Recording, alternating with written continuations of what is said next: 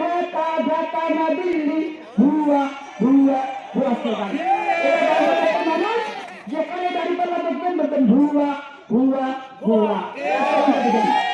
ইনকলাব মঞ্চের স্লোগান দিয়ে কি করলো?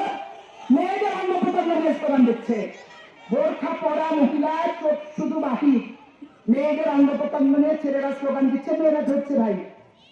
লাইভটা বেশি বেশি করে শেয়ার করে দিন, লাইভটা বেশি বেশি শেয়ার করে দিন এবং লাইক দিন।